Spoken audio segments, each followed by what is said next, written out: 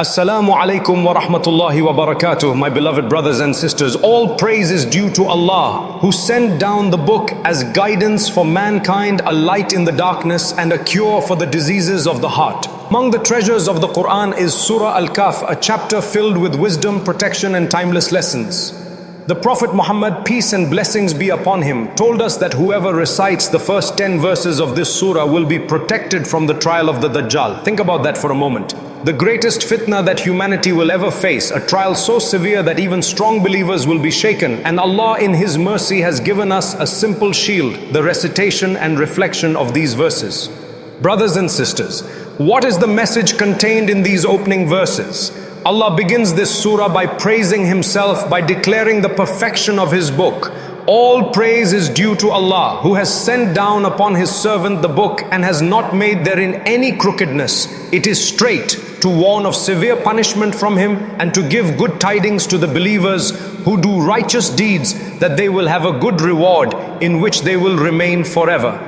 These verses remind us that the Qur'an is pure truth, free of error, free of contradiction. In a world filled with confusion, false ideologies and misguidance, the Qur'an stands firm as the straight path. Whoever holds firmly to it will never be lost, and whoever neglects it will be swept away by the storms of fitna. This is why the Prophet Muhammad, peace and blessings be upon him, linked these verses to protection from the Dajjal. The Dajjal's trial will not only be physical but also intellectual and spiritual. He will present falsehood as truth, deception as reality, and many will follow him because their hearts are not anchored in the Qur'an. But the one who has internalized the words of Allah, who has built his or her faith upon the straight path, will see through the deception. The Qur'an is the lens that clears your vision, the compass that keeps you steady when the world tries to mislead you. The lessons from these opening ayat are many. First, they teach us about the ultimate praise of Allah. He is the one who gave us the book, who sent guidance out of mercy. When we pick up the Qur'an, it is not just a book of recitation, but a rope from Allah connecting us to Him.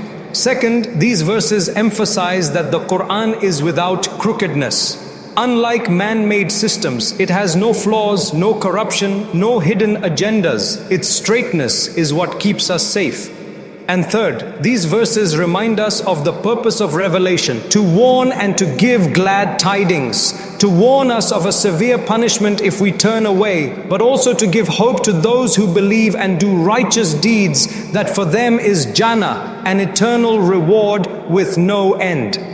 Brothers and sisters, think about the relevance of this in our daily lives. Every Friday we are encouraged to recite Surah Al-Kahf. Why? Because the challenges of modern life are also a kind of fitna. We are tested by money, by desires, by doubts, by distractions. Every week the Quran pulls us back to clarity, reminding us of who we are, why we are here, and where we are going. When you recite these verses, do not just recite them with your tongue, recite them with your heart. Reflect upon their meaning. Ask yourself, is my life aligned with the straight path of the Qur'an, or am I slipping into crookedness? Am I living for temporary pleasures, or am I living for the eternal reward that Allah has promised? The Prophet Muhammad, peace and blessings be upon him, also said that whoever memorizes the first 10 verses of Surah Al-Kahf will be saved from the fitna of the Dajjal. This is not just about memory, but about living with these verses.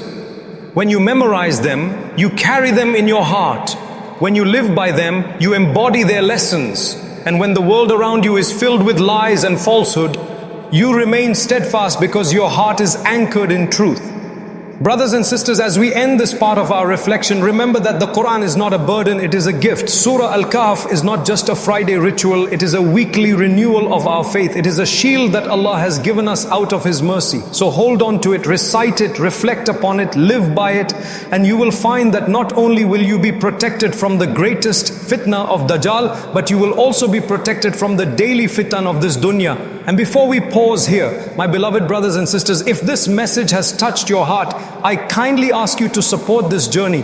Like this video, share it with your family and friends so they too may benefit, and make sure to subscribe so you never miss a reminder.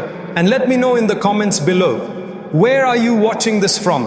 Your comment may inspire someone else from across the world, and together we can spread light through the Quran. My beloved brothers and sisters, in the previous part we reflected on how Allah begins Surah Al-Kahf with praise of Himself and His revelation, reminding us that the Qur'an is straight without any crookedness and that it is both a warning and glad tidings. Today, let us continue exploring the lessons from these opening verses because they contain treasures that are deeply relevant for every Muslim in our time.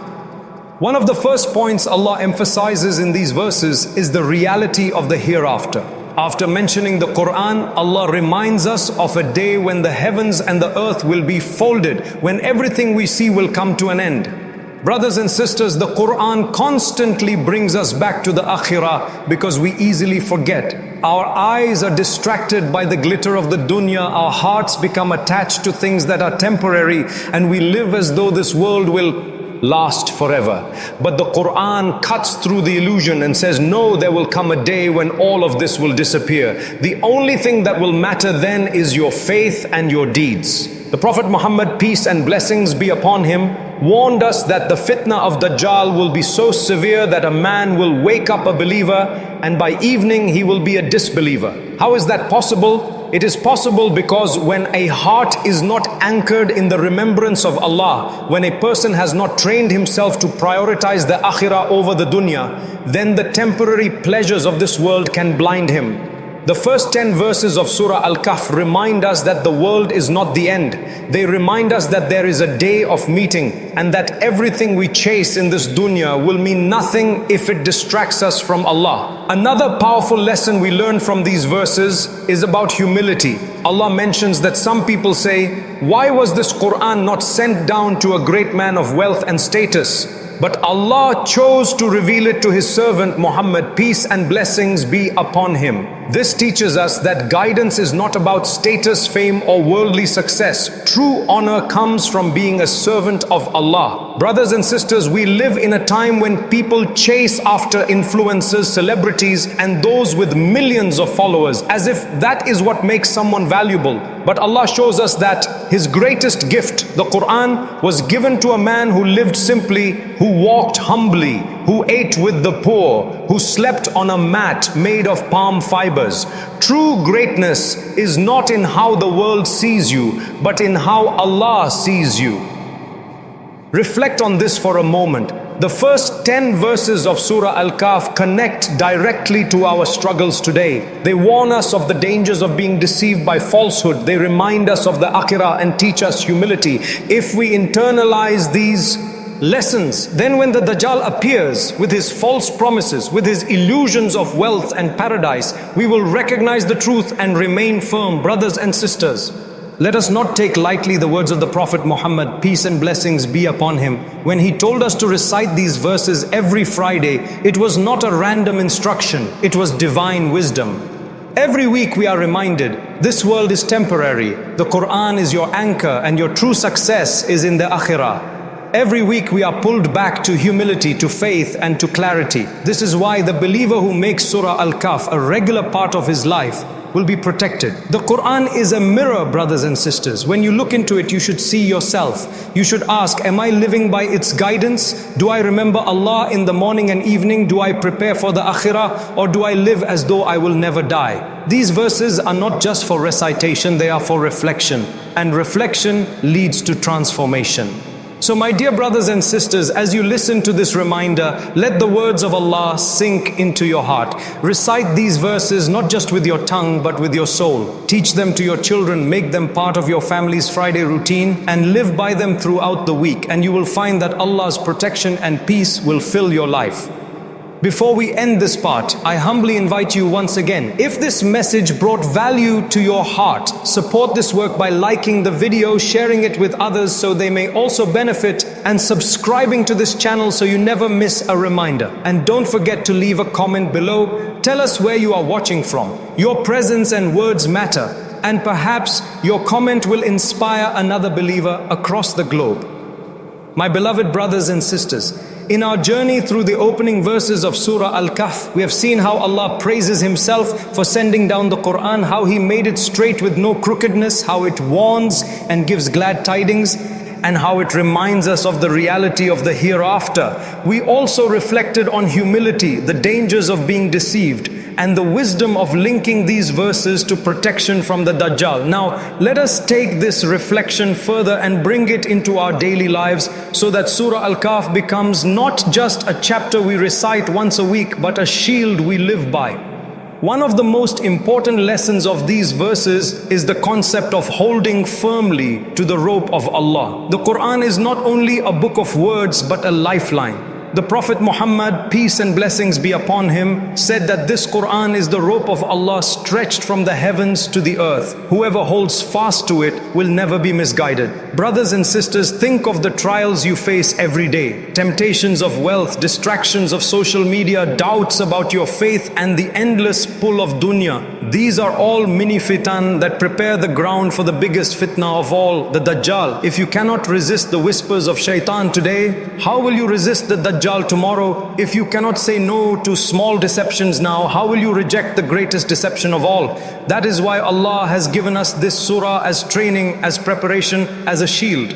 Another powerful reflection is about the mercy of Allah. Notice how even as Allah warns us, He never leaves us hopeless. He warns of punishment but quickly mentions glad tidings for those who believe and do good. This balance is crucial. Islam is not a religion of despair, nor is it a religion of empty hope. It is a path of balance, fear and hope, accountability and mercy. When you recite these verses, you should feel both the urgency to reform yourself and the comfort that Allah's mercy is near.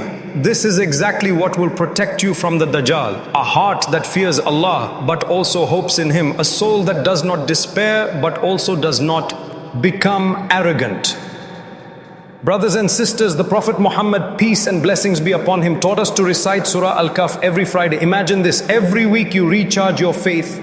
Every week you remind yourself of the straight path. Every week you build a shield around your heart. By the time the Dajjal comes, and may Allah protect us all, your heart will already be strong. You will not be swayed by his false promises because you already know the truth. You will not be blinded by his illusions because the Qur'an has already given you a clear vision. This is the beauty of these verses. Another lesson we find here is that protection from Dajjal is not just about memorization, but about transformation. Yes, memorizing the first 10 verses is important, but what truly protects is living by them. If your heart is attached to Allah, if your eyes are fixed on the Akhirah, if your humility keeps you grounded, then no deception can shake you. But if the Quran is only on your tongue and not in your heart, then when the test comes, it will be harder to stand firm. So brothers and sisters, ask yourself, do I have a weekly connection with Surah Al-Kahf? Do I take time every Friday to recite, reflect and teach it to my family? Do I memorize these verses not just for the tongue but for the soul? If not, then let this be your turning point. Let today be the day you say, I will hold on to the rope of Allah. I will make the Quran my shield. I will prepare for the fitna of this world and the fitna of Dajjal by anchoring myself in these verses. My dear brothers and sisters, as we conclude this reflection on the first 10 verses of Surah Al-Kahf, let us remember that Allah gave us this surah out of His mercy. He wants us to be safe, to be guided, to be successful. The Dajjal will come, the trials of this dunya will continue, but the believer who is anchored in the Quran will always remain firm. Let us be among those believers. Let us not delay. Begin today. Open the Quran, recite Surah Al-Kahf and let its light fill your life. And now I humbly ask you, my beloved brothers and sisters, if this reminder moved your heart, please take a moment to act.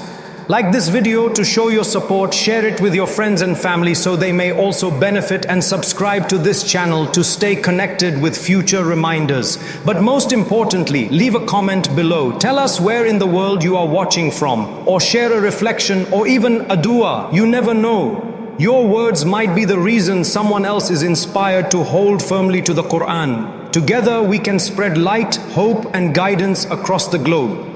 May Allah protect us all from the fitna of Dajjal, and may He make us among the people of the Quran, the people of Jannah. Ameen.